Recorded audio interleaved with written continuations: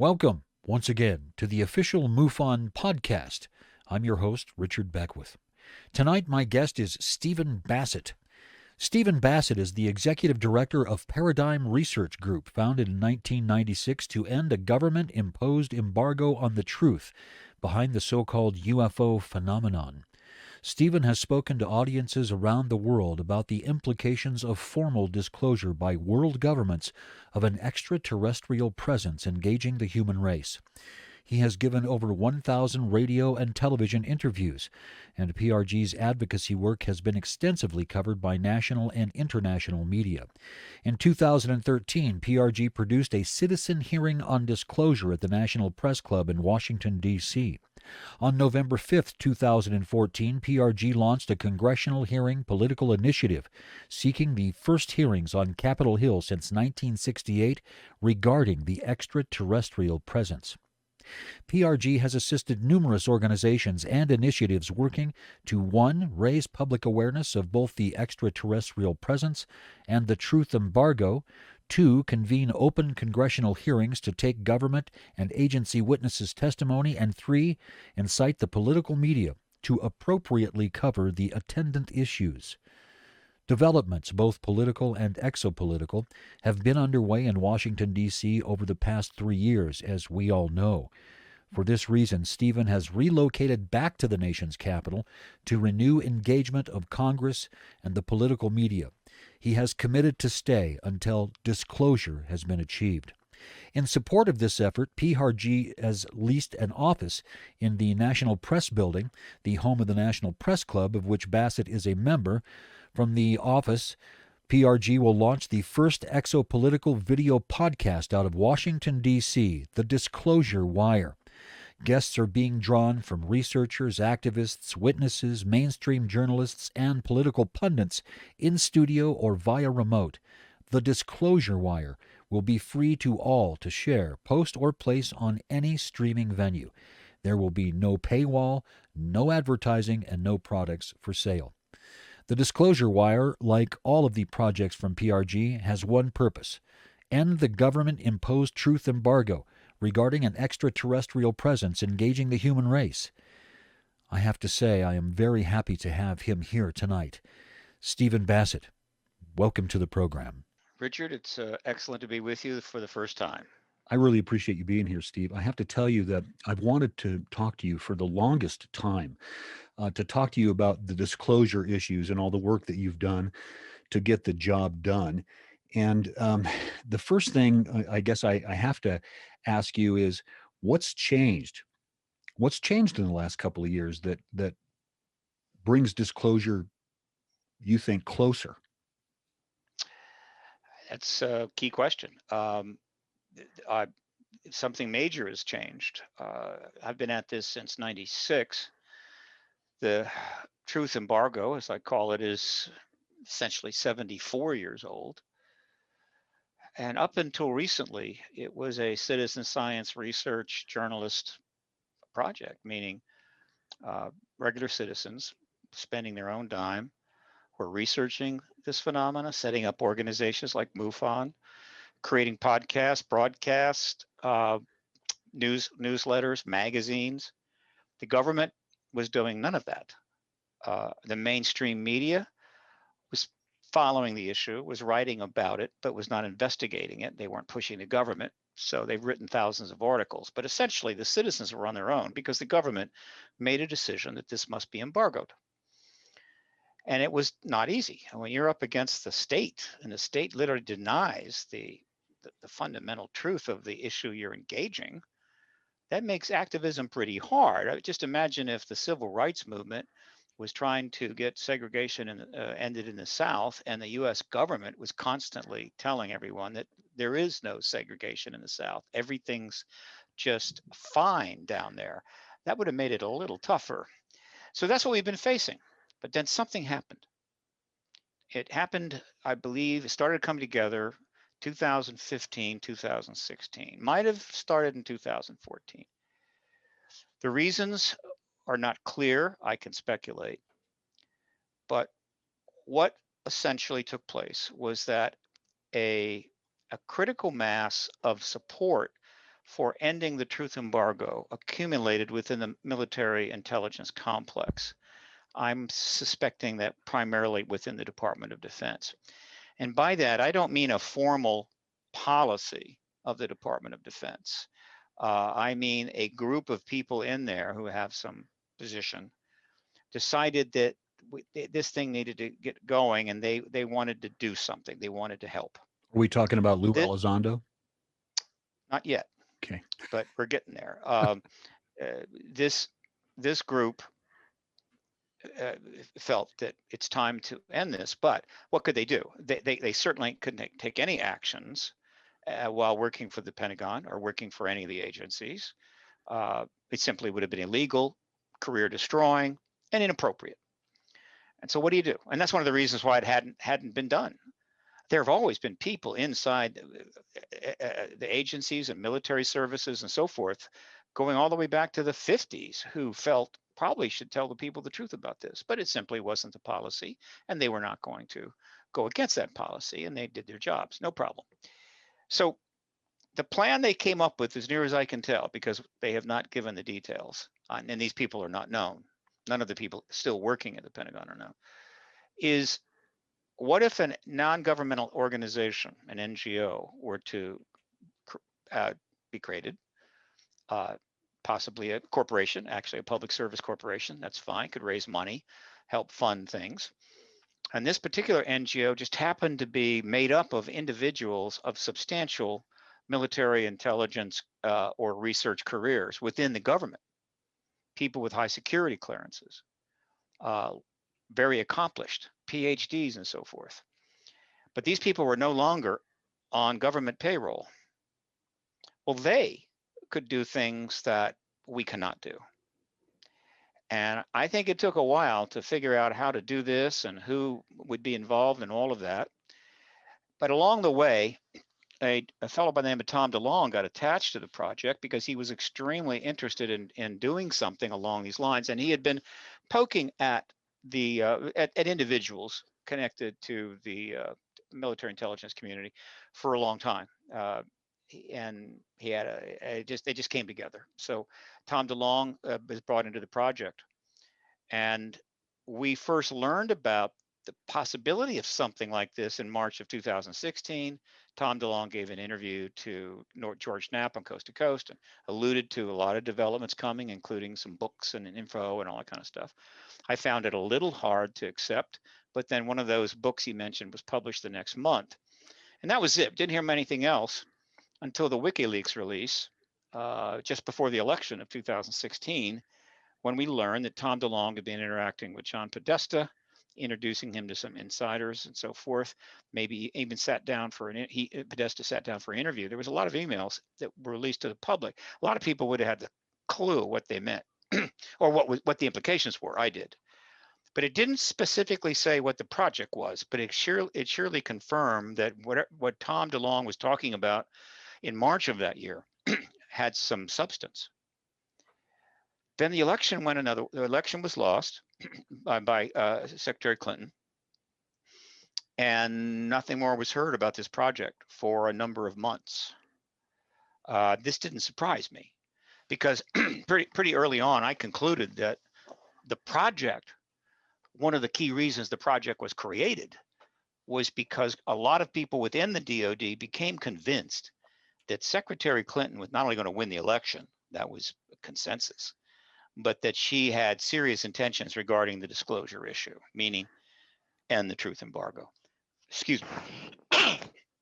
This, of course, would be a very significant thing with huge implications for the Department of Defense and the entire military intelligence complex. And they couldn't stop it. And so I think they decided to get ahead of it. That's my sense. But this is my assessment. I cannot prove that. I do not have documents backing up that assessment, and I don't have any access to people inside the DoD. So we waited. I went to England, kind of hung out there, did some things, and then boom, the announcement came on October 11th, 2017. It was a Facebook video, and they announced and set up the website for the To the Stars Academy of Arts and Sciences. Tom DeLonge was the CEO. The mission statements to address issues related to the UAP phenomena, as well as some other things. Number of other divisions involving entertainment, documentaries. So it's a combination: research, entertainment, corporation, public service. They started raising stock, and they announced who was involved. So far, it's pretty benign, not benign, but pretty mundane, until you read the bios of the people that were involved. And that day, when I read those bios, I remember it vividly. I said, this is the most important development in the history of the UAP issue and the disclosure advocacy movement. These people were former career CIA, former career Department of Intelligence, Department of Defense intelligence, former political operatives of high rank, significant researchers, some known, some not known. This was a VIP list. No group this substantial has ever come together on this issue since Roswell, and certainly not with respect to a disclosure kind of initiative or disclosure process. And so that is what has changed the last 3 years dramatically. Let me ask Now, you this, Steve. certainly.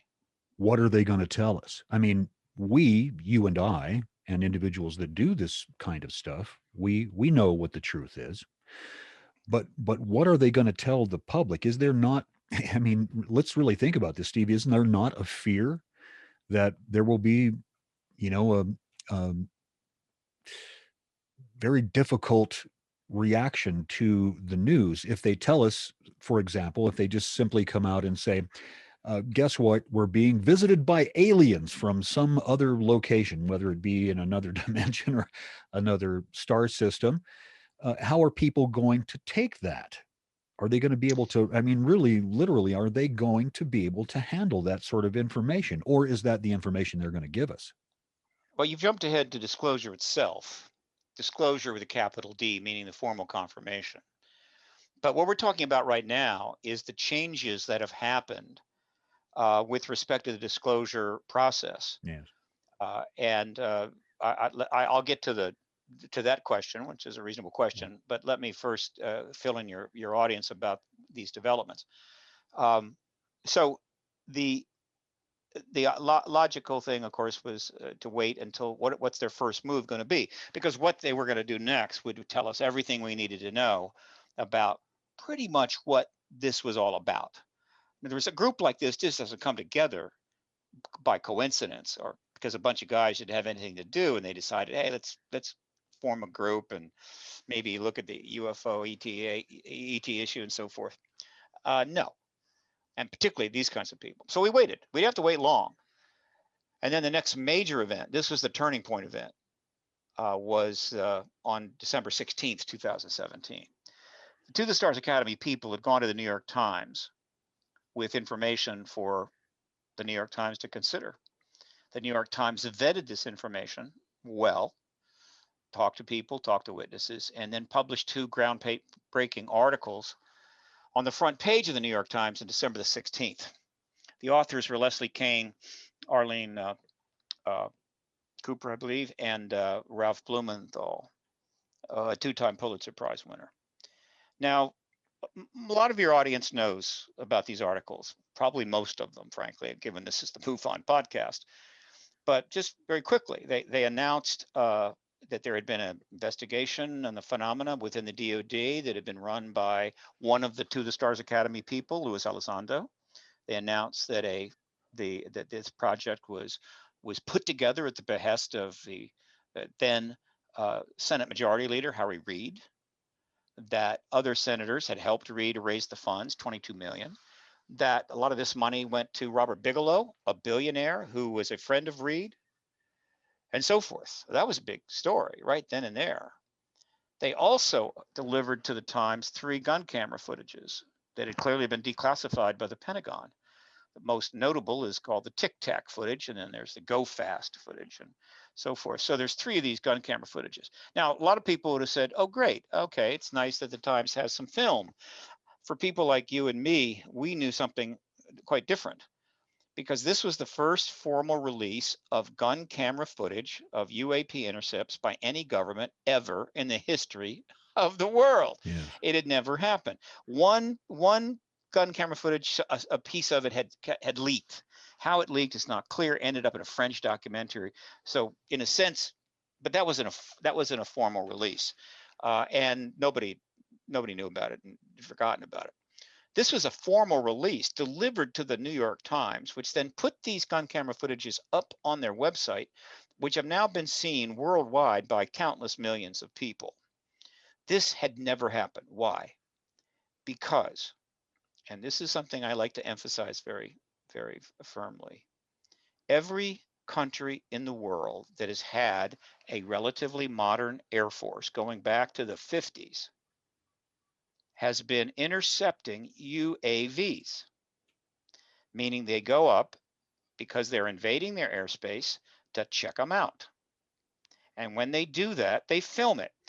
You always do this when in defense of Air Force and so forth. You have to do it. You can't simply go up and see what's going on and realize, oh, that's not supposed to be here, then shoot it down and have no record of that, because you could create an international incident. Or you can't just go up and look at it and then come back and tell the debriefers, well, look, let me draw it for you. Here's what I saw. You film it. And we've been doing this all the way back into the 40s. All that footage you see of World War II, these air fights and so forth, are coming from cameras that are mounted on the planes, and they usually mount them in one of the gun pods. It's convenient to do that. That's why we call it gun camera footage. There are thousands and thousands of these clips in the vaults of governments around the world. Why haven't they been released? Because anybody knows, any reasonable person knows, that if you were to start releasing the actual films of these intercepts, the truth embargo would collapse. The truth embargo was the policy of the US government. It was supported by all of its allies. The Soviet Union and Communist China had no interest in bringing this out. And so that footage remained in the vaults for 74 years until it was given to the New York Times. And so for people inside the government, military people, people inside the political class, researchers and academics, they knew the significance of that if the general public may not have known. And of course, the researchers in this field, like you and myself. So that told me that we had crossed the Rubicon. Once those gun camera films were presented to the New York Times and published for, in the age of the internet, everyone to see. I mean, there's nobody in the world that can't go find that footage. It's on YouTube, right? How many times it's been seen? Let's guess 100 million, maybe more. We had crossed the Rubicon. There was no turning back. The disclosure process was in its end game, and it was a limited amount of time before we would finally get confirmation from a head of state, most likely the president. That's a big deal. So that's the articles. Then what happens next is fascinating. Two things are going on. One, the political situation in the United States was completely chaotic. It was unprecedented. Everybody was trying to feel their way and how to do this and how to do that. It was a difficult time to do anything. And in fact, not a lot was happening. Bills were piling up in the Senate by the hundreds, but no action taken. All manner of projects were kind of on hold. It was just an interesting, complex time. And so it was not likely, almost impossible, that any formal action by the government was going to be taken based upon these New York Times articles. But what did happen is that we were getting responses from agencies, from the Navy, from the Army, from researchers. In other words, people started, I guess, reacting to this new reality. I call it positioning, but ultimately, another analogy is that when those articles appeared in the New York Times, essentially the disclosure train, which has been sitting in the station for 70 years, announced that and it would soon be leaving the station, and started stocking up the diner cars and so forth, preparing to leave. And everybody needs to decide whether you're going to get on that train or you're going to stay on the platform as it moves away. Can I tell And you so, something? Can I tell you Yes, something? sir. Absolutely. Before that happened, I've been familiar with your work for many, many years, and you've been doing this for a really long time.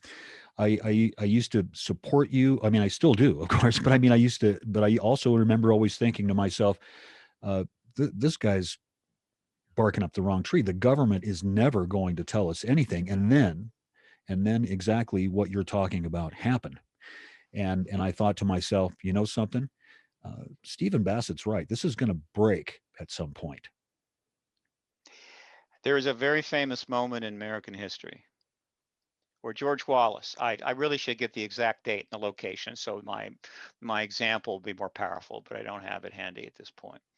But it was a speech. He was giving it to a crowd, probably in Alabama, and he said, segregation, I'm sorry, segregation today, segregation tomorrow, segregation forever. And he was making a point that the South would never integrate. Not long after that, the Civil Rights Acts were passed in 64 and 68. And of course, we know what happened. So that is the nature of activism, particularly at the highest levels involving high authority. It's never going to happen until it happens. And the reason it happens is because the issue is so important that the number of people willing to commit to changing it is large and grows.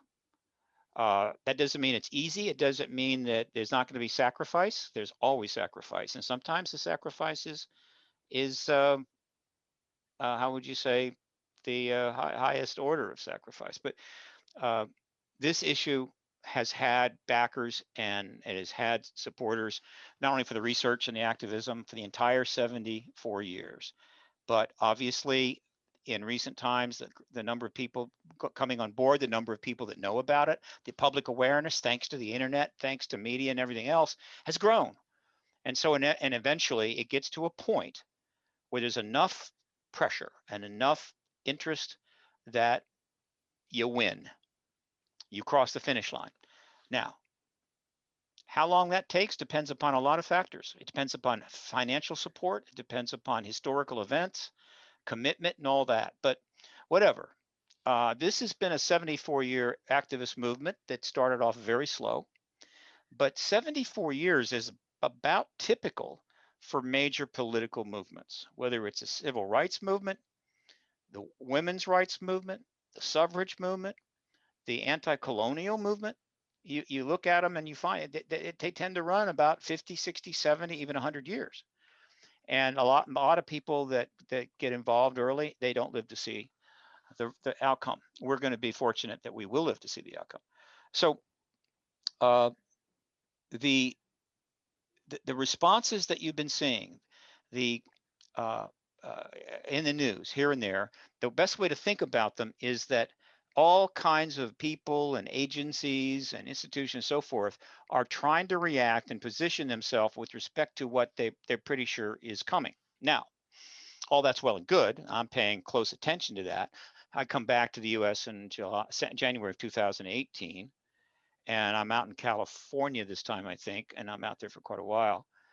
And there's not much I can do, right? I've been out of the country for a while. I come back, and the disclosure process is fully in the hands of the To the Stars Academy and its key people.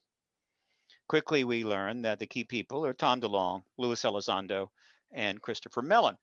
And so I wait to see what comes next.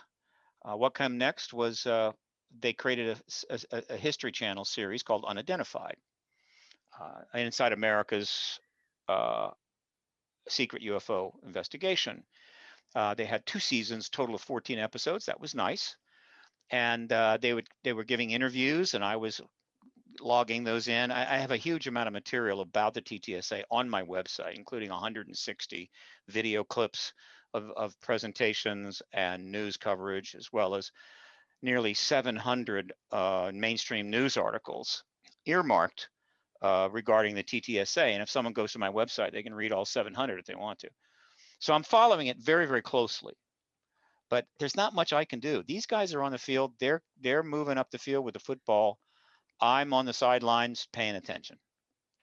But then something came to mind. Then I began to learn some things that changed my decision-making process, and that is this.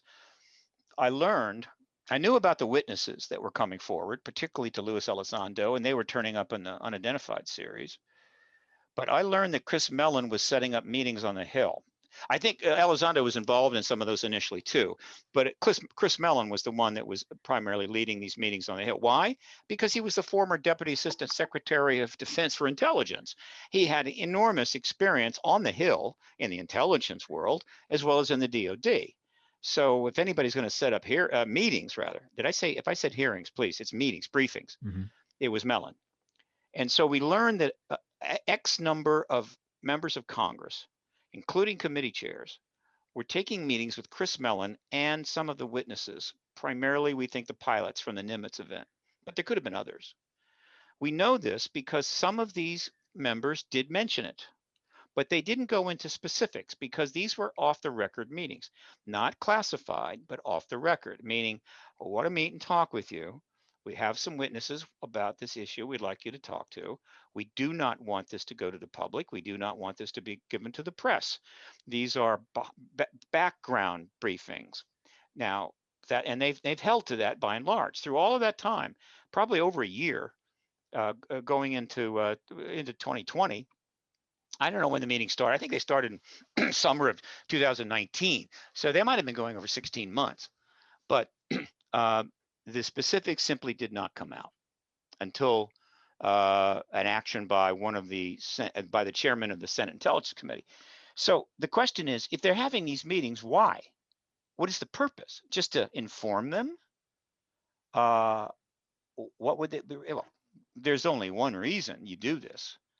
You do this in order to prepare the Congress for congressional hearings.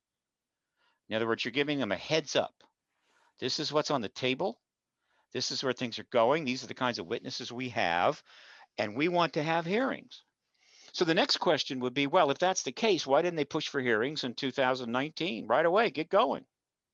Or 2020? Well, there's two reasons. One, they could have happened. I'm not saying they couldn't have happened. But the political situation was extremely unfavorable for holding hearings on this subject. There was so much disruption and intense partisanship and news regarding this and that it was, and the idea that this subject would be taken on by committee chairs who when they hold a hearing, they're the ones that take the heat if there's a problem. They're the ones that are expending the political capital. But maybe by 2020, it's possible that they could have worked it out, except the pandemic showed up. Nobody invited it, nobody wanted it, nobody ordered it, but it showed up. And so, again, there was absolutely no chance for the hearings on this subject. On the other hand, it gave the members of Congress the chance to think long and hard about what to do and how they would go about it. And meanwhile, of course, more developments are taking place. And one of those developments was non-trivial. One of the people briefed was Marco Rubio, chairman of the Intelligence Committee. And of course, the ranking member, Mark Warner, was briefed. And Warner just said that he'd had a briefing. He didn't take any action. Rubio decided to take action, which was his prerogative. And he did something very clever. What he did, in other words, remember my analogy about the announcement has been made that in due course the disclosure train's leaving the station, who's getting on board? Mm-hmm. Rubio got on board the train, and in a very interesting way, he deliberately put language in the comment section of the Defense Intelligence Appropriations Bill that once that bill was signed, the ONI, the Office of Naval Intelligence, and some other agencies had 180 days to get back to the Intelligence Committee with their assessment of what's going on right now and how they're dealing with it. Not some full dump of everything in the government on this issue, not by a long shot, but rather a reasonable assessment provided to the committee. Now, the general public got real excited about this, and I get that, but I didn't get so excited because I knew it was going on. And so what had happened is that Rubio, who was not up for election, had put this language in, putting it on notice that he was supporting this thing that was going on, that people were reading all about. But he put a 180-day deadline on it, meaning that until it would be well into 2021 before that would become would be getting back to the Intelligence Committee. So that was on the other side of the election. It would have no impact on that. Plenty of time to work it out. So it was an extremely safe play, and yet a very good one for him. So he is now on the disclosure train. So that took place. And so, okay, fine. So where I finally arrive, well, okay, I'm sorry. I left out one important thing. In 2019, late in 2019, I also learned something else. I learned that one of these briefings, these behind the scene off the record briefings, was given to the president. And that's a big deal. And so at that point, I said, I have to get back to Washington because I think I know where this is going and when it's going to go.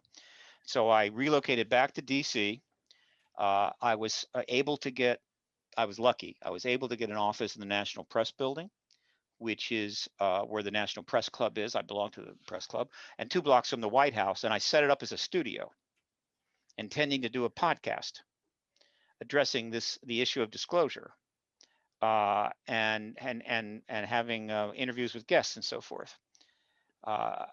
I came back to Washington. I got here, I think, finally got back in March of 2020. As the pandemic was rocketing forward, but I set up. I had everything I needed, and I got going. Going where? To engage the public and the media, as I had done before during the Clinton campaign of 2015-16, going all the way back to the Rockefeller Initiative. And what was I engaging the public on, and will be extensively?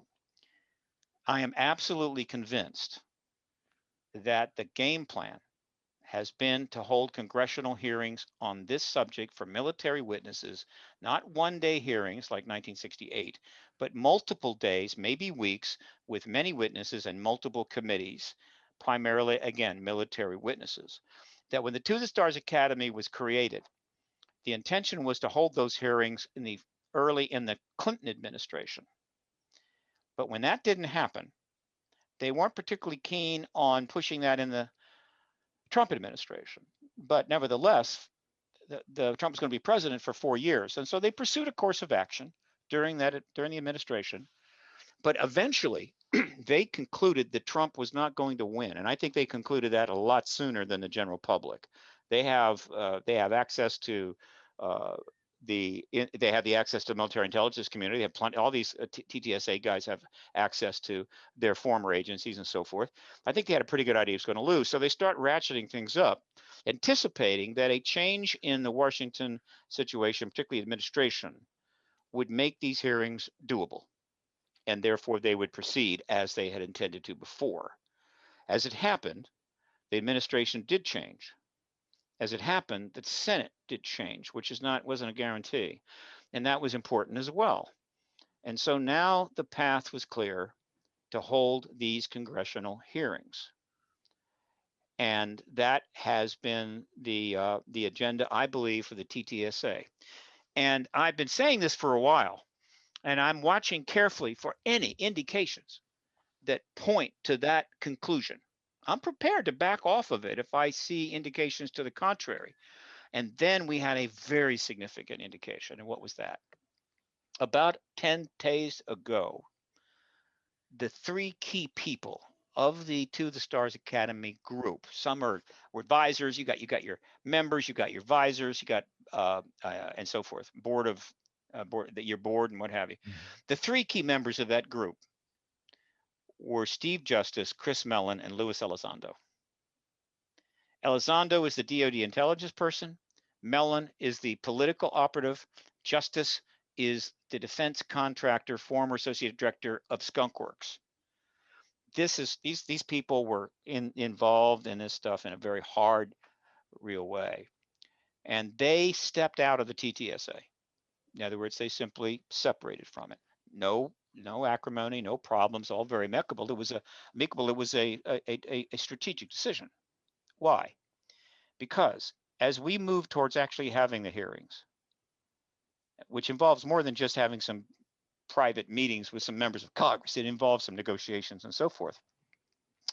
The the Stars Academy and its multifaceted mission plan and its entertainment division and Tom DeLonge and all that was not the interface for that. That's not who the people on the Hill are going to be dealing with. They don't want to deal with that. It's just not the appropriate interface.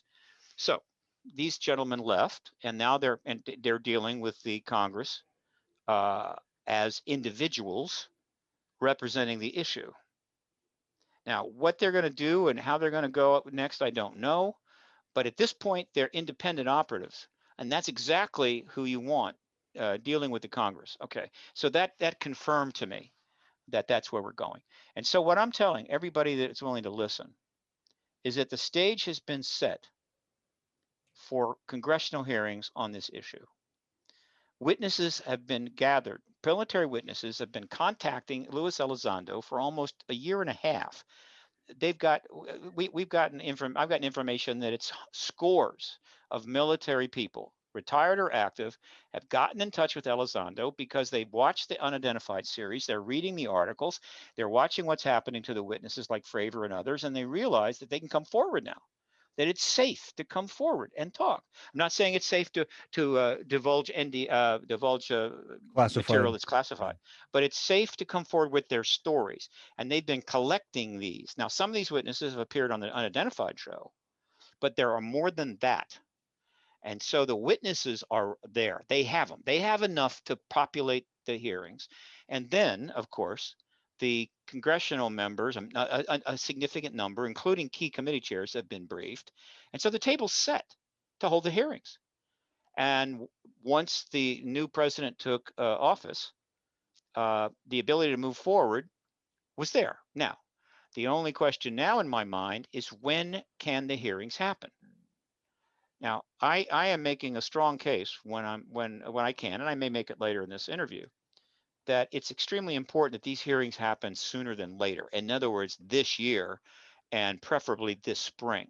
They could easily have happened as soon as February, and I would have supported that as well. And I'll tell you why in a bit, but let me just say that that's what I believe it should be. And so the question is, okay, well, what's the situation? Because things could prevent it. Two things have probably delayed these hearings happening real soon. One is the events that took place after the election was certified last year by the states. Once the election was certified by the states, it was a done deal as far as I was concerned. Then I started talking more aggressively about having these hearings. However, as you know, things did not quite work out that way. And so what happened is we ended up with a second impeachment of the president and a second trial, which just went underway yesterday and will probably last about 10 days. That, of course, is absolutely dominant, and nothing else is going to happen while that's going on. The second thing is that the pandemic has, well, obviously the pandemic's been a problem, but the pandemic is continuing to develop. And the most important new development is the rise of the variants, I like to call them. Sounds like a good sci-fi movie. The rise of the variants. This is not good. There are a number of known variants that have created problems for the healthcare systems and for possibly the vaccines. Most people don't know or understand what variants are, and it's kind of confusing. But over 700 variants have been found within the U.S. COVID-19 virus.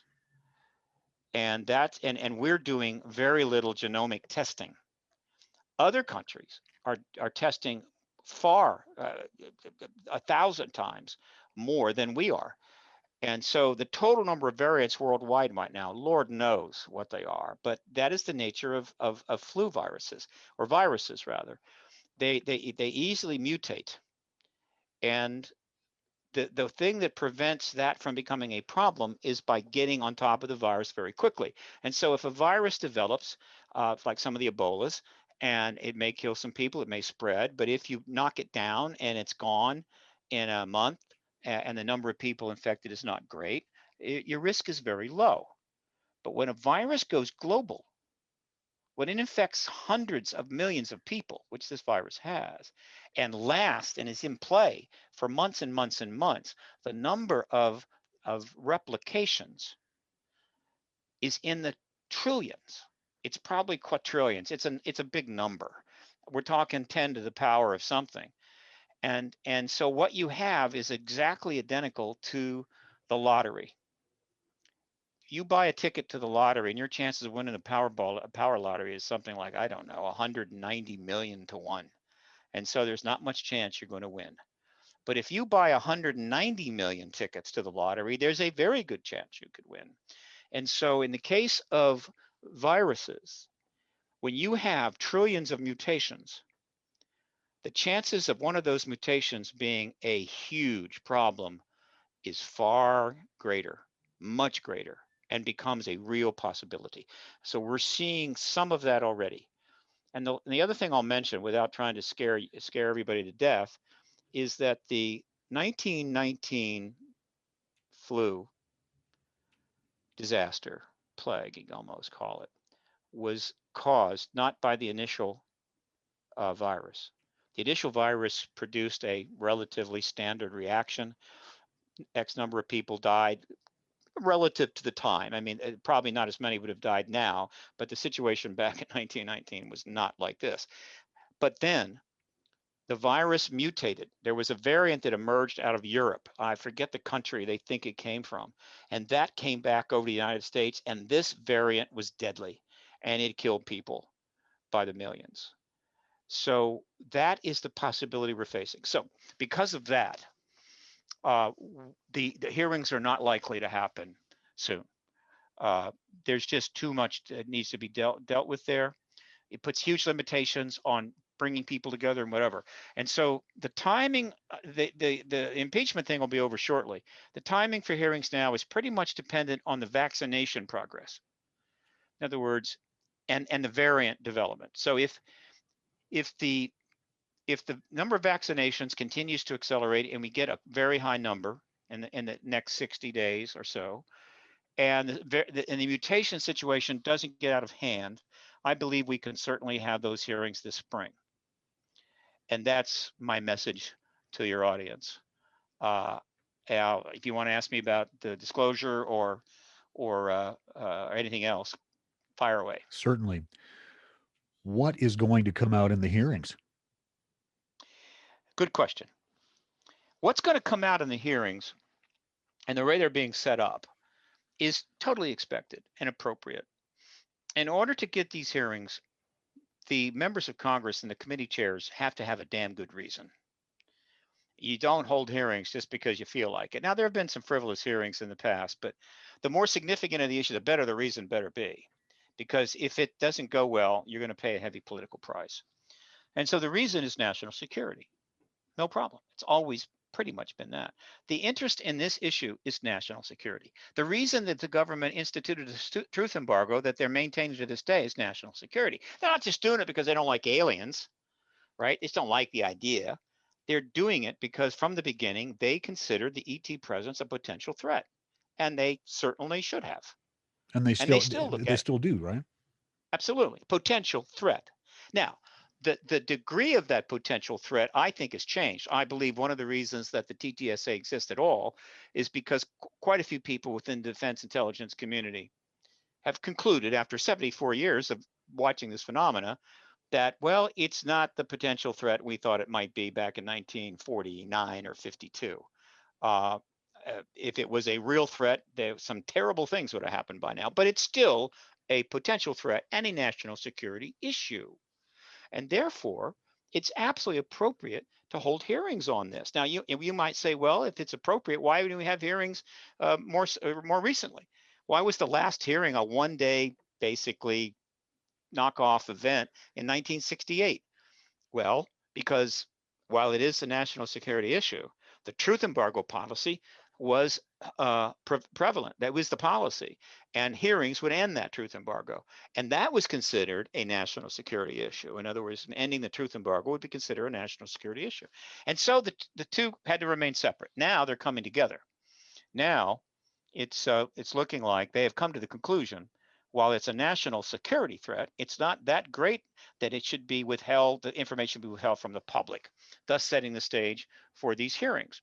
So if you watch all of the unidentified episodes on History Channel, if you listen to all the interviews of Mellon and Elizondo, you will constantly see this basic thread of national security with mentions of the word threat.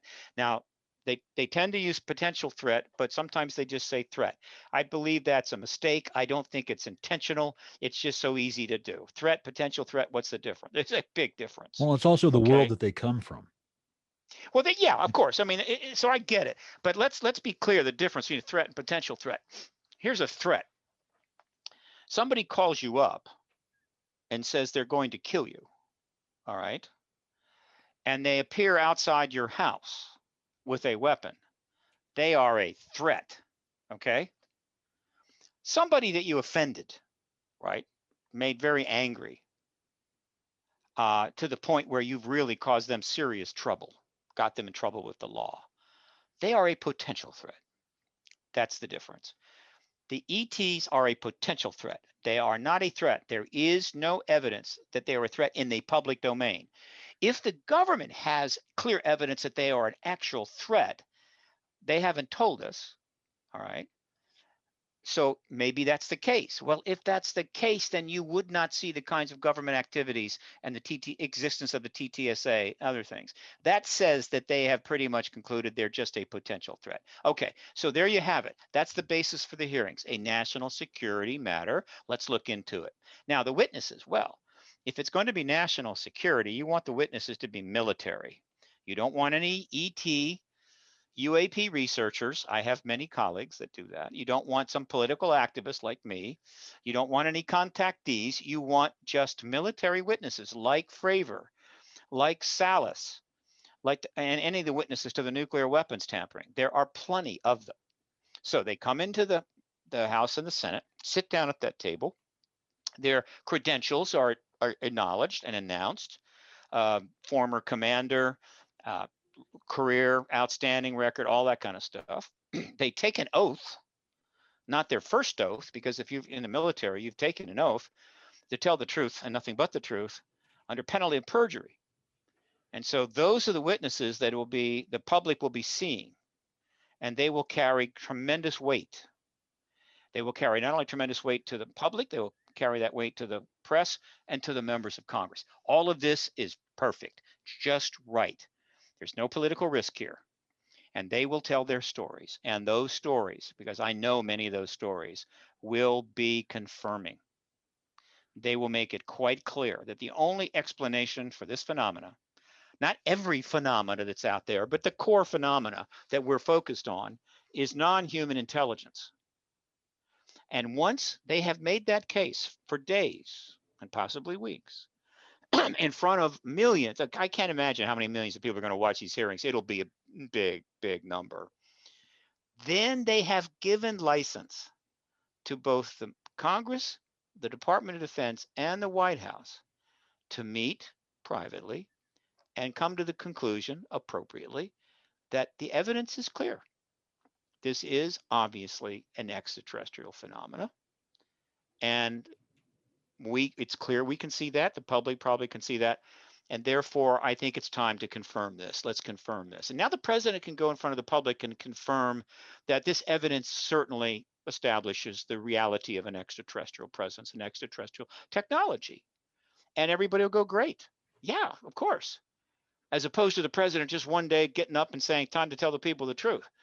The context is there. The preparation is there. The awareness is there. And then, of course, the Congress will be on board. The Department of Defense will support it.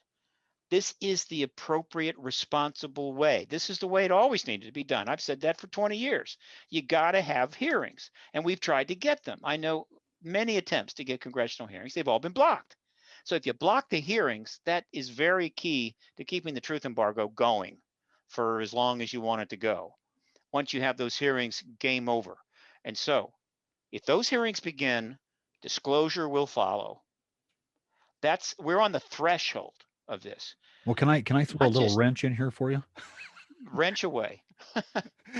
um, After the Pentagon, the videos were released, Lou Elizondo came and spoke to us. And one of the things that he told us was that there is considerable resistance within the Department of Defense at the Pentagon Correct. that Hmm. stems from religious belief, faith-based resistance, and that there was a very powerful group of folks in national defense that believes fervently that the visitors are actually devils, and Yes. they really believe this. These are people that are at the highest levels of Pentagon leadership, and they have the belief that these aliens are actually born of Satan. And is that not going to continue to be a barrier to disclosure? Let's parse this. Yes, I know what Elizondo said. He didn't say at the very, very highest levels. We don't know what levels they go to, but we will assume that they're in the Pentagon and some of them have some position. No question. We've known that for some time. It's an issue. It's been addressed. It's been in the news from time to time. There was some problems at the Air Force Academy over this. What is Elizondo really saying? What he's saying, and he's used that as an example. I would have rather he'd not done that because it's kind of putting the onus on religion is like the barrier, which has come up from time to time, but that's not the real barrier, I assure you. The truth embargo is not being driven by religious fanatics inside the military.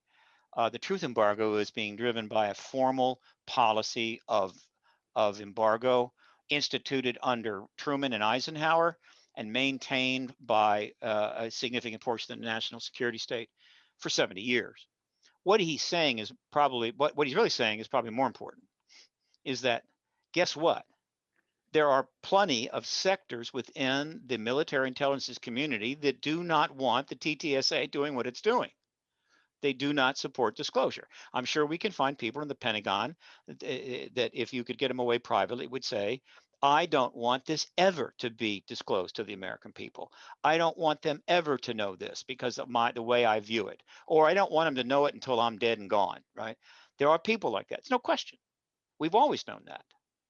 And what he's saying is, and what you need to hear is that, look, what we're doing is not easy and it has risks.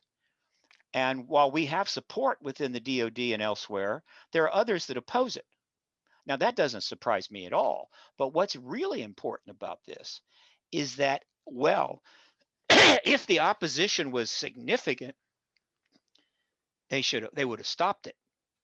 Obviously, they couldn't stop it. These people, all these men and one woman, Dr. Gilpin, all have national security clearances and non-disclosure agreements, and they all took oaths. And so I assure you, and they were all career people, that if people inside the DoD wanted this shut down, it would have been shut down.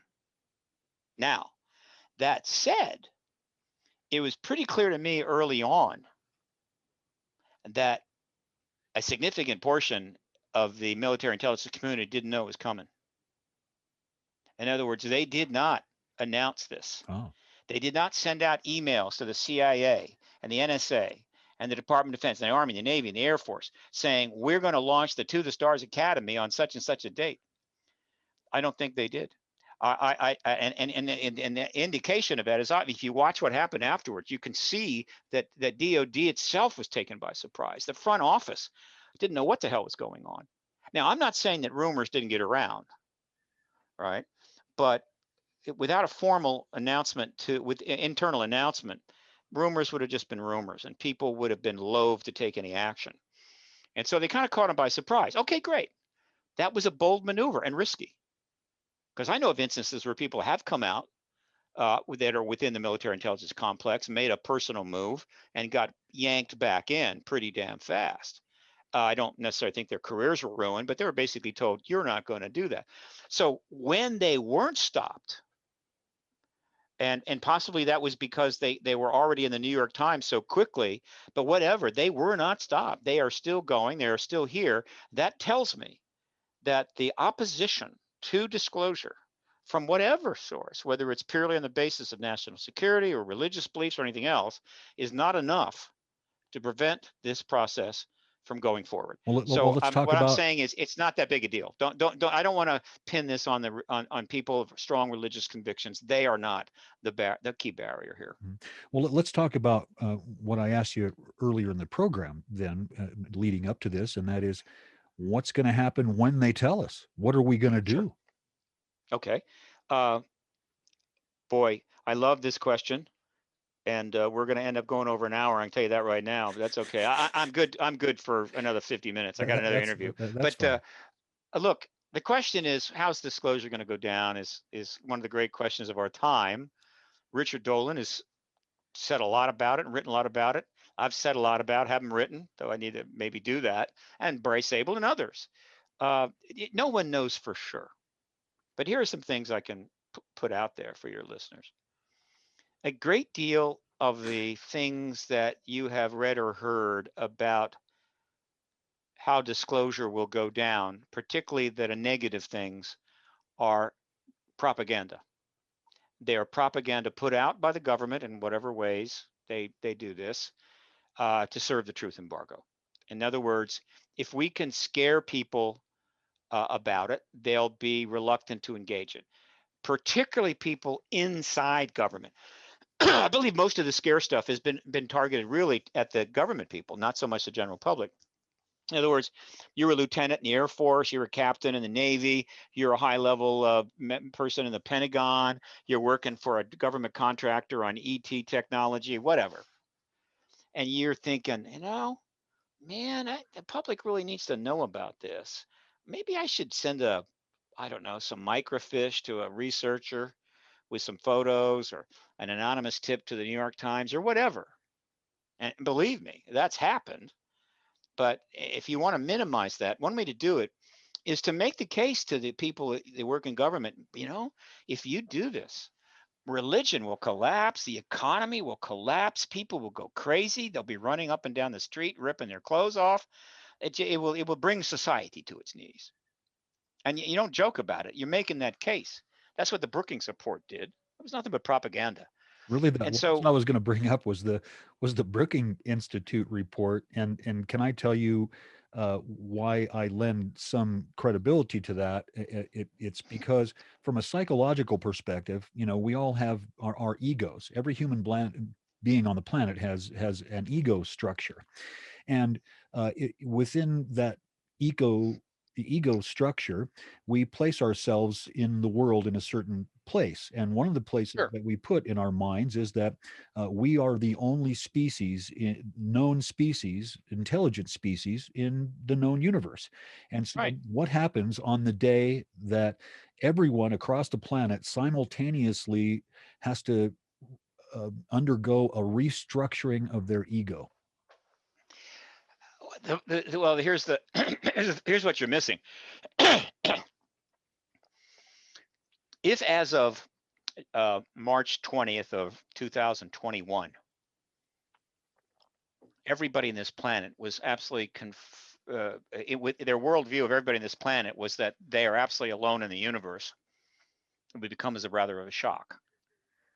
Except, of course, that as of no later than 1947, July, uh,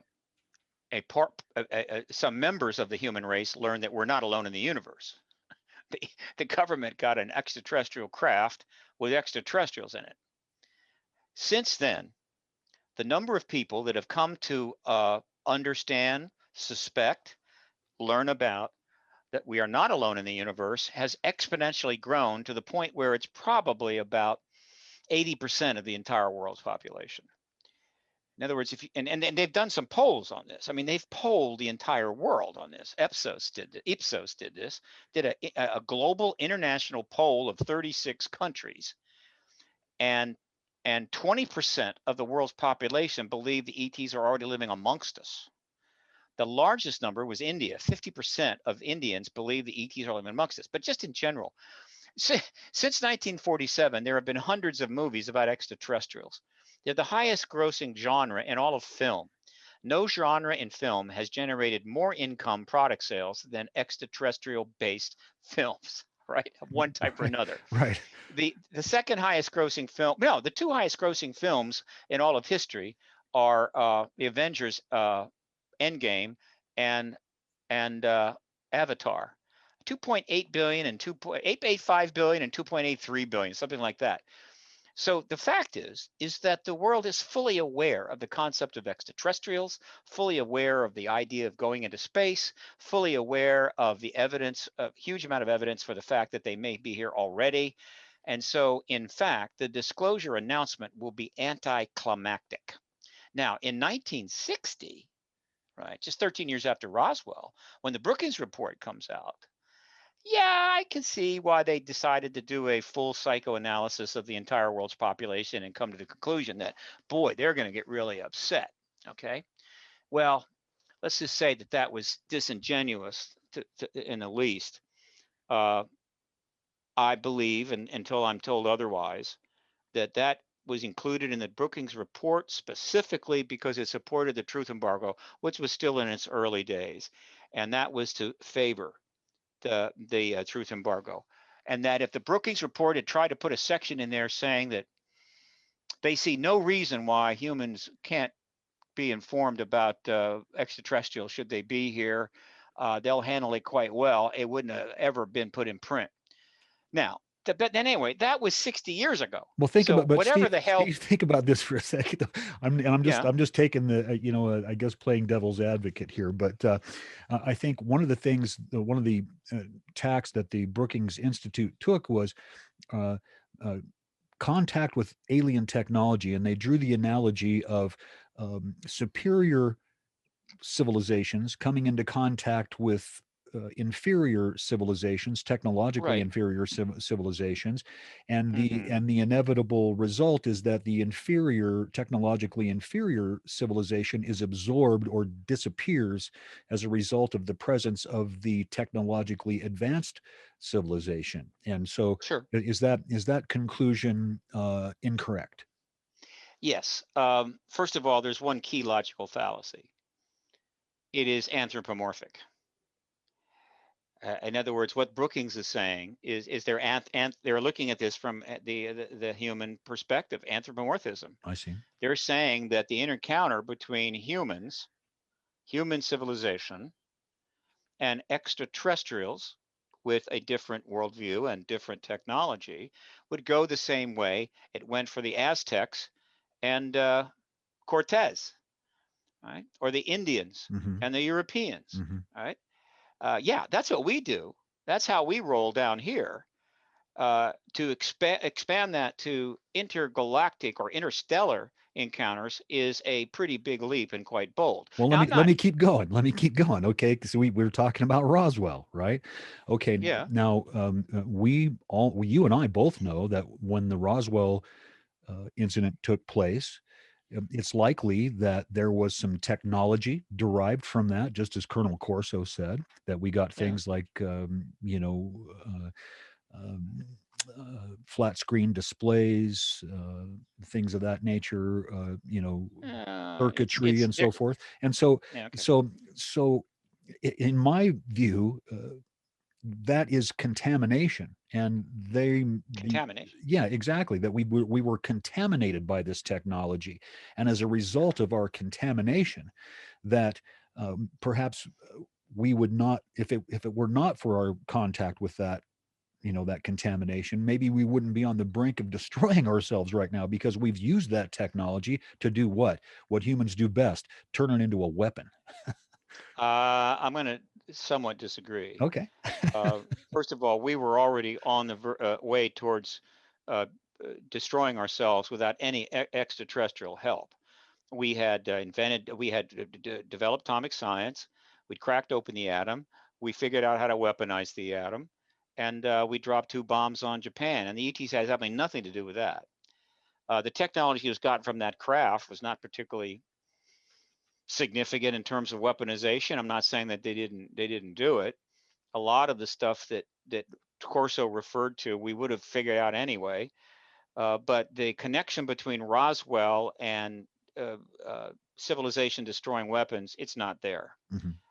Secondly, um, uh, the other point I was going to make was not just anthropomorphism, but uh, that we're talking about disclosure.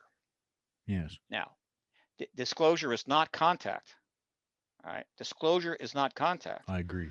And by the way, you know, the developed world has been going into the less developed world and building, you know, water treatment plants and providing technology and computers. We do that too, and it doesn't lead to the developed world becoming suddenly a major threat. However, in technology in general, without mentioning ETs at all, is weaponizable.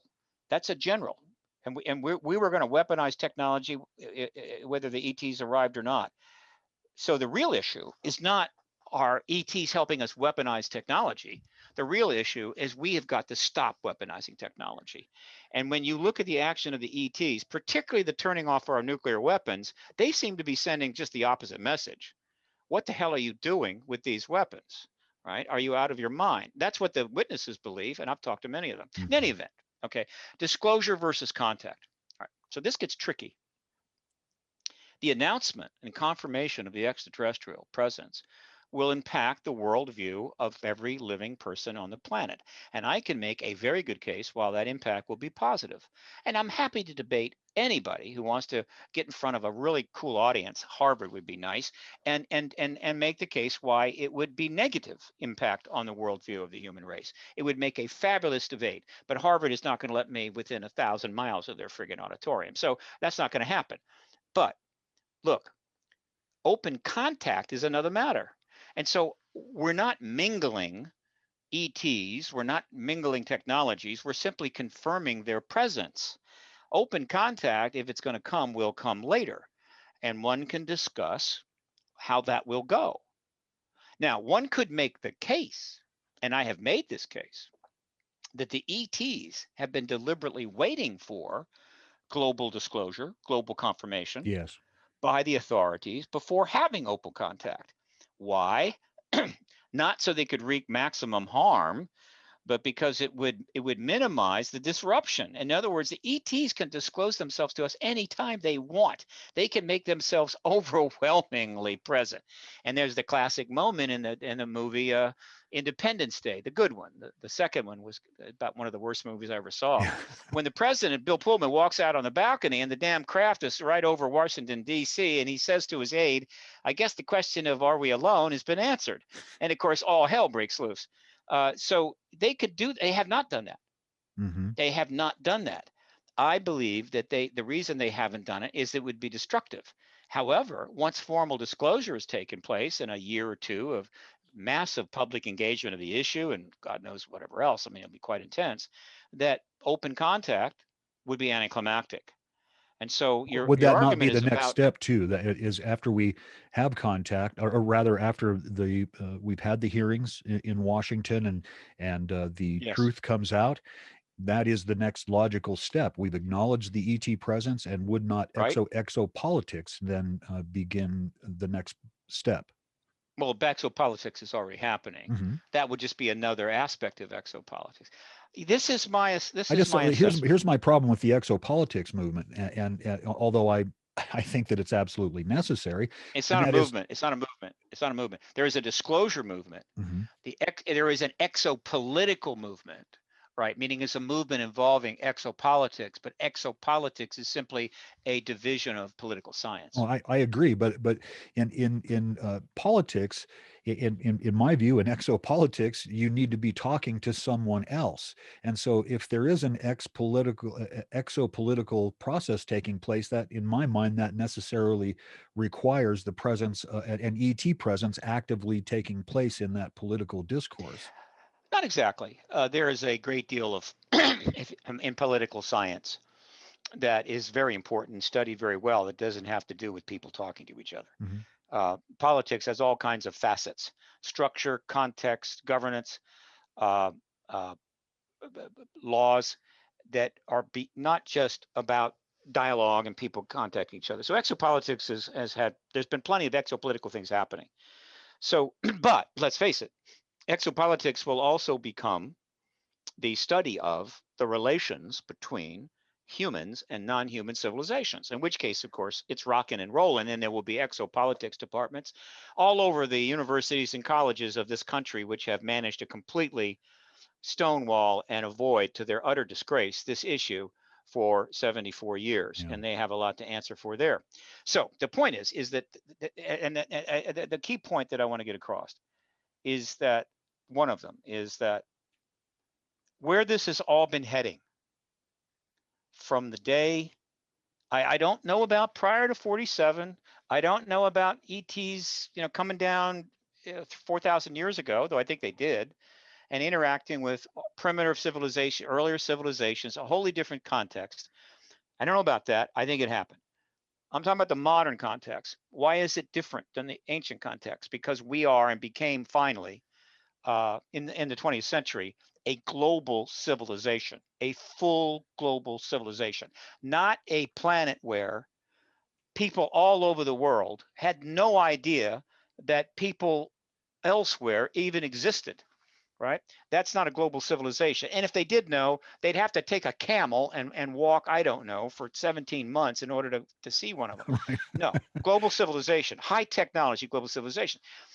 Where this is going from the moment a bunch of chevron-shaped craft turned up in the skies around the U.S., over Mount Rainier, and then one or more of them crashed in New Mexico for reasons that are not clear, but I think it was an accident.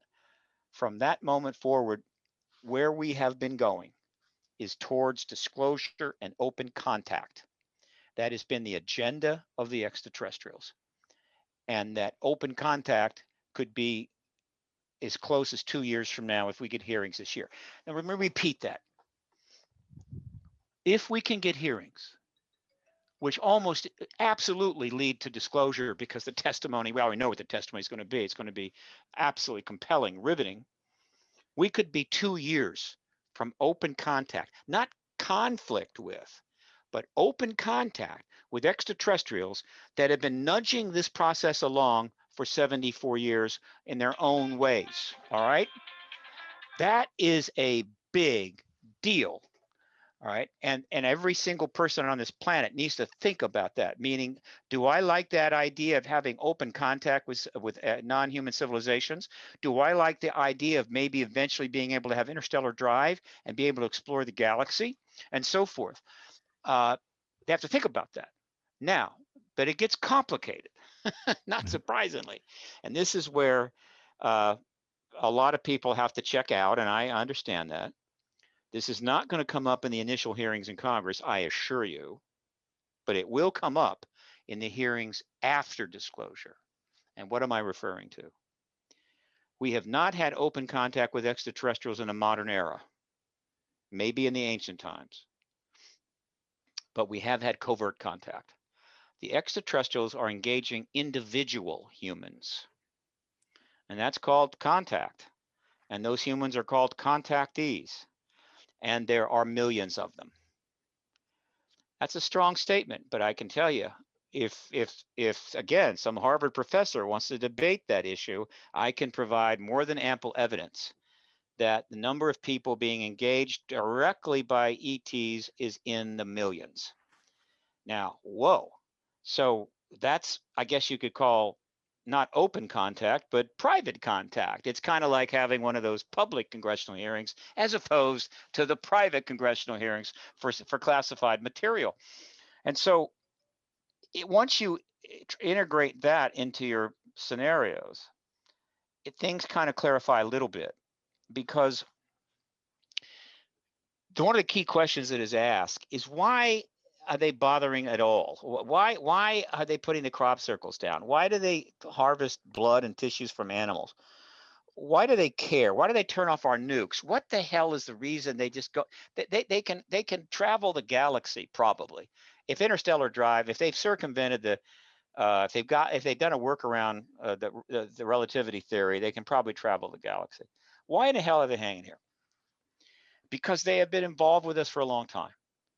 That we've been on their radar for quite a while. Not just one group, but many groups. They didn't just show up in 1947 and say, "Hey, look, there's a No, whole right. civilization here. They've been here for a really long Okay. time, right?" Now involved, but involved. If involved was just they've been watching us, right? The watchers, and filming, right, and sending back documentaries Steve, let to me their ask home you this. planet. Would you be surprised if you were to find out later that there was, in fact, some high-level liaison taking place between our government or perhaps, members of some black operation somewhere and Mhm. the ETs? Would I be surprised? No. Do I think there's evidence that confirms that? No. And so until I have that evidence, it's an unknown. So the point I was making was this: that it's not that they've just been watching us for thousands of years. They've been involved with us genetically.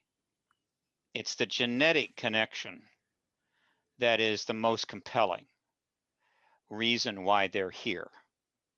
Now, if it was just that, then it would be kind of not cool. It would be very uncool.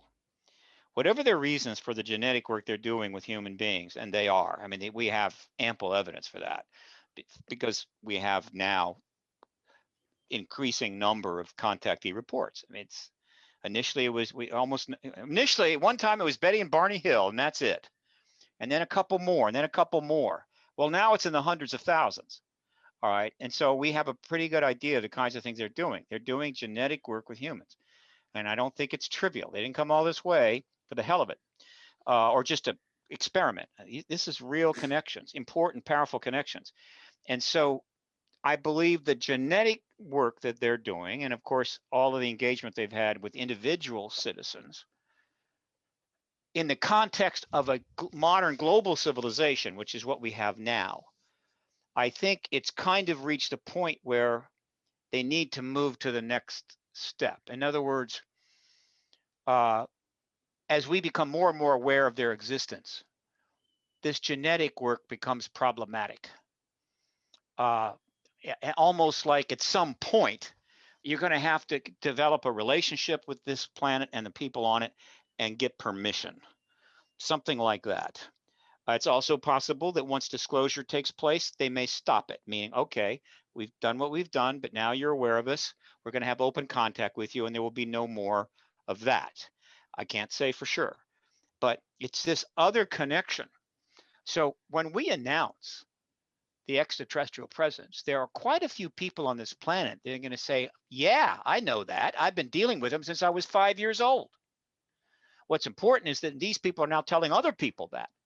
There are movies about contact. There are movies about abduction. There are documentaries about it. There are books about it. These are all over the world. I don't know how many people are familiar with the idea of extraterrestrial contact abduction, probably hundreds of millions. And so once again, when you view it from the larger perspective, you got to scratch your head and say, what in the hell does the government think it's doing keeping this from us?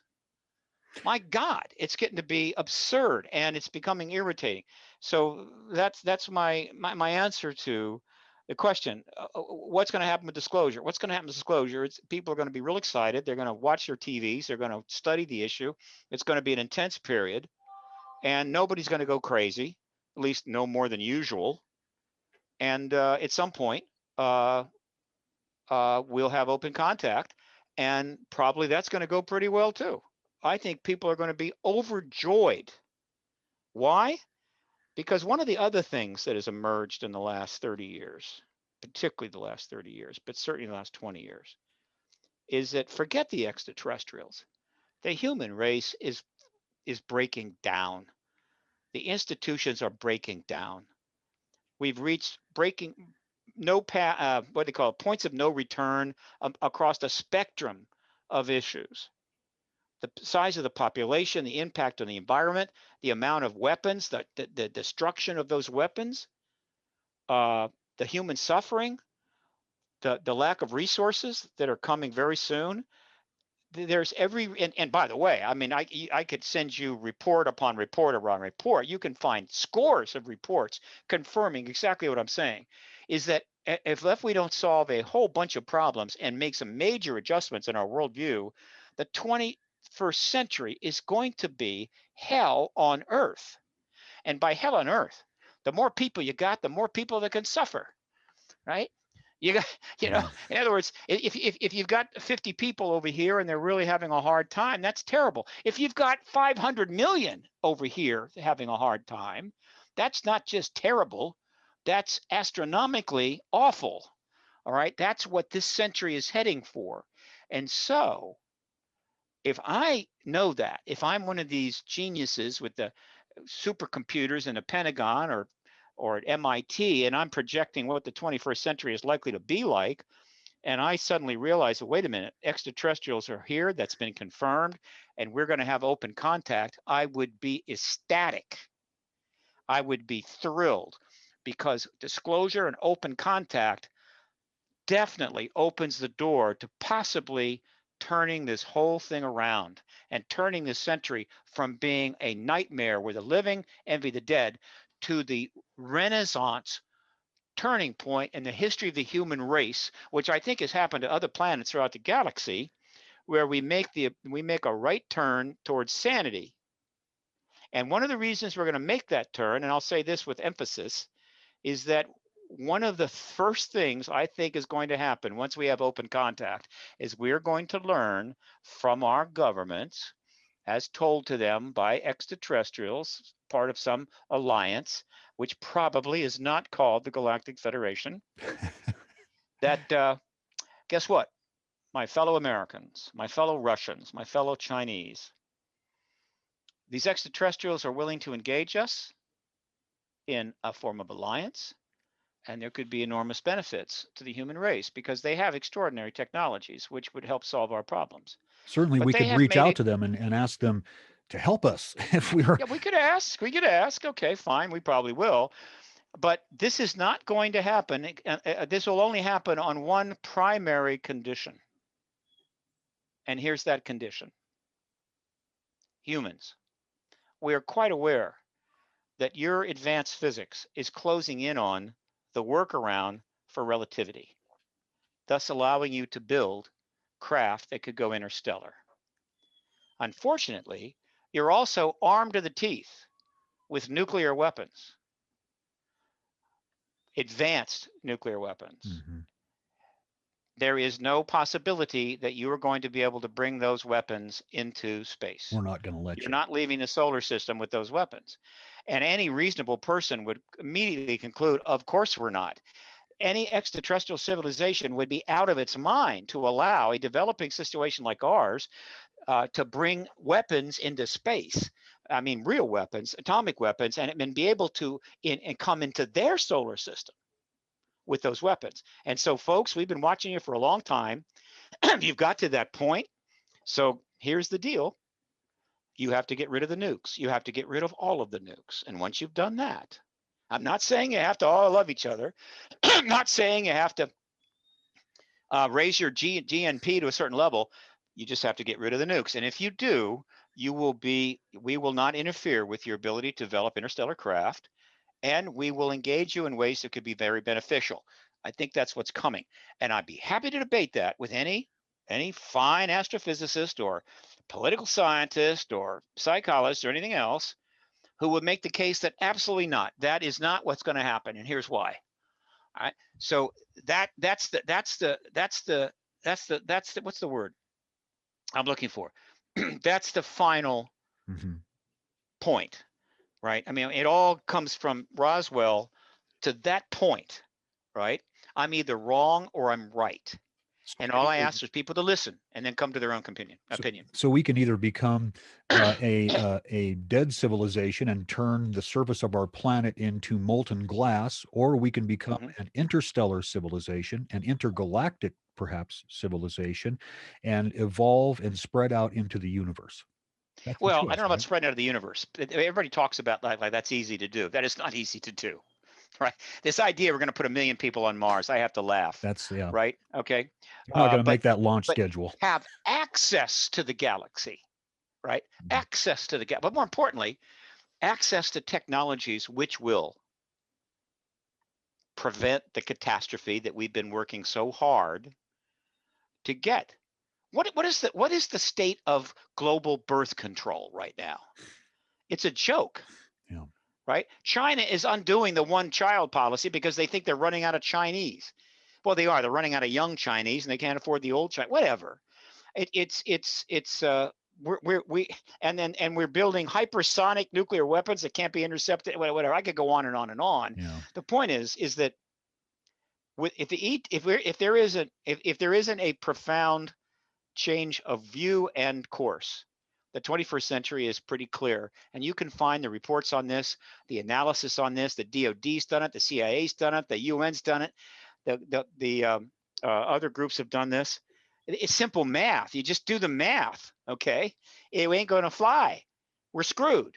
All right. Now the ETs are here, and you may say, well, look, maybe they're just going to disclose, have some open contact, and say, look, yeah, okay, fine. We're not going to abduct anymore. Good luck, and we're going home. I don't think so. And you want to know why? Because of the single most important piece of evidence related to the ET presence that we have, that has been put before the government for 20 years. Press conferences have been held, books have been written, the government's been told about it, and they have done nothing. No hearings, no statements, absolutely nothing. And I'm talking about the scores of witnesses to nuclear weapons tampering of our nuclear facilities, Yeah. in which our nuclear weapons are turned off in the presence of a hovering craft that doesn't look like a Sikorsky helicopter. And then we can turn them back on. And other instances, fewer, much fewer, but still have happened, not only in the United States, but in the Soviet Union, where they turn them on. And what I mean by that is they set in motion a launch sequence. In Russia, well, and what happens, of course, is the people on the base and in the silos are running around like crazy people. I think they've also They're in changed an the launch codes. absolute panic. I don't know about that. But I'd have to send me a link on that if that's true. But they have put them into launch mode. And in Russia, they took them right up to the point where they were about to launch. And I imagine the men and women in that base were literally white as a sheet, because they knew if those missiles launched, nuclear war was on. It was on. And that was the ball game. And then they turned it off. Now, I call these two forms of intimidation. The first one is mild, and that is we turned them on and you turned them off. We didn't melt them down. And people, okay, well, that was scary. And that's been the predominant thing that's happened here, though I think there has been a turn on. The launch thing is a much more severe message. This is an absolute scare the holy crap out of you message. Yeah. I think that was done more in Russia. I think the Soviet Union, I think the ETs probably view the Soviet Union as more hard line, more likely to do possibly launch. And there's been a couple of times when they almost did. I'm speculating here, but I think logic says, hey, we know how severe the Soviet Union was. We know how intense they were. And so they might have scared them a little bit more. But here is the point. Why do they bother to point out the foolishness of our nuclear weapons if their intention is to have open contact and then say, well, that's it. We're here. Get back to us whenever. Go, we're going to go away now. Or here's a little bit of technology. Yes. Why bother, right? Because if they've engaged us genetically for all of these years, maybe thousands of years, I could see why they would not be thrilled about us nuking the entire planet, turning it into a giant radioactive Hulk. I'm And hoping killing off most of our species. Why would they think that was cool? I'm hoping they won't let us. You see, that's another thing. That is one of the key exopolitical questions. There are a lot of people that think, hey, they're here, they're going to be our big brothers and mothers, and if we launch our nukes, they'll stop them right there in the sky. Well, let's list all the wars and things that they haven't stopped, right? Including, well, Japan, but Japan was kind of a signal. I don't think they will. I think if we're going to nuke ourselves, then we're that determined and we launch them, then they will say, okay, we'll be back in 1,000 years and see how you're doing, because that's us. That is us, right? Monkeys with So guns. yeah, I mean, they could melt the weapons down. They could go around the world and they could destroy every nuclear facility we have. They don't do it.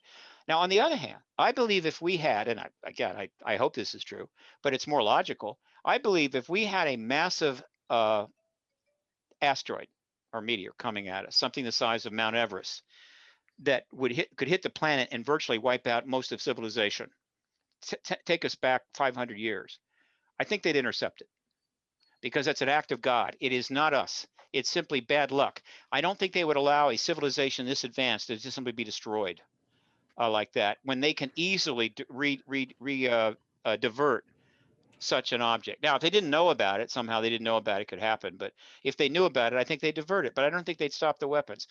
Just saying, I could be wrong. I'll definitely ask the ETs when they finally show up. Was I right about that? One was a matter of Anyway. choice, and one was just a matter of chance. One is a matter of that's what we want to do, by God, then do it. And the other is simply bad luck. And so if I would think, just put all right, let's go anthropomorphic on this, and I'll have to finish with this because I got an interview in 10 Sure. minutes.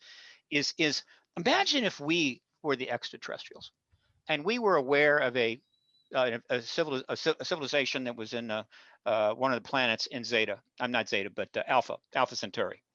It's 4 light years away. And say we had been watching them for a long time, develop slowly.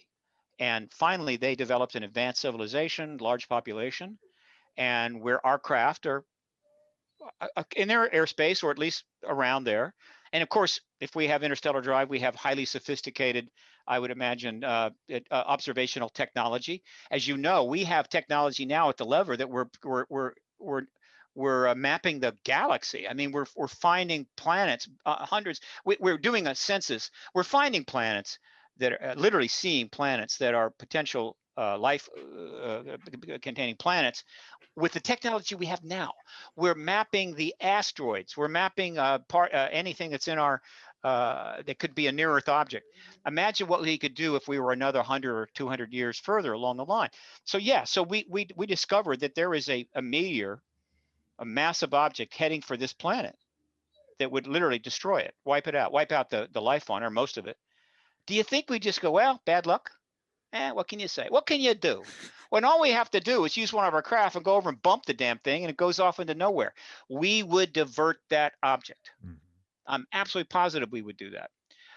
Unless we had made that planet an enemy and they were a mortal enemy, Starship Troopers, and we'd say, okay, fine, you're done, you're toast. That is the ultimate anthropomorphism, which is, and by the way, then I got to go. Sure. If any of your listeners want to get a view of what the future would be like in a couple of 100 years, if humans, without interstellar drive, but just very advanced standard Newtonian drive, were to move out into the solar system, literally colonize it, create all kinds of additional structures, and take all of our screwed up belief systems with us, right? Take all of our fundamental worldview flaws with us. All you have to do is watch The Expanse on, I think, Amazon or Netflix. Yeah. It is the best sci-fi series ever made. It is absolutely extraordinary. It is incredibly dense and rich, and you will then see what the solar system will look like if we don't change our worldview real soon. That's what we'll create. Yeah. Another version of the planet Earth today. And it's tremendous, and I encourage it. Yeah. Richard, I love this. This is great. I got to go. I'll come back anytime you want me, because I've always been a supporter of MUFON and its future and growth. I hope it will be an important player in the post-disclosure world. I appreciate that, Steve, and I think we will be. Things are really happening for us. But Steve, let me tell you that I really, really appreciate you being here today. I really, really do, and I really hope we get a chance to talk again. I'd love to have you on again because I love talking about this subject, and especially the specific subject of disclosure, which you are no doubt an expert on. I'm really looking forward to seeing you again.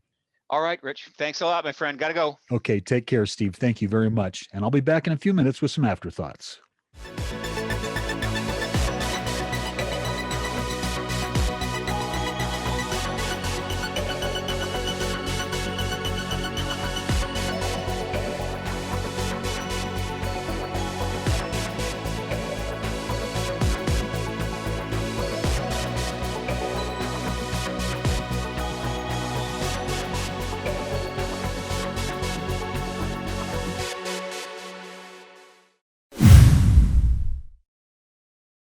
You are not alone.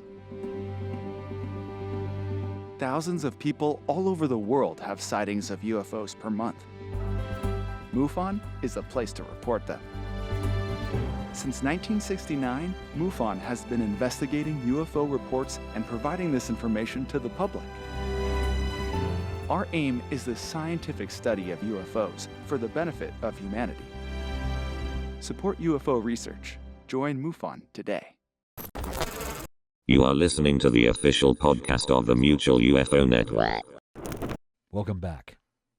There was a time, not long ago, when I thought Stephen Bassett was just dead wrong. There is no way the government, our government, would ever tell us the truth about the UFO phenomenon. Now, seeing what we are seeing, I have to say that I believe Stephen is correct. I have been doing this myself for more than 40 years, and I can tell you that something is happening, something deep and profound, something that will fundamentally alter the way we view ourselves and our relationship to the universe. But why is all this happening now? Because, as Mr. Bassett knows, it is necessary. It is necessary for our very survival as a species. We cannot continue to live in ignorance. We will learn the truth one way or the other, and it will set us free. As Duke Leto Atreides once told his son, Paul, the sleeper must awaken. Thank you for joining me here, once again, on the official MUFON Podcast. And if you're watching us on YouTube, please remember to like and subscribe. We'll see you next time, right here on the official MUFON Podcast.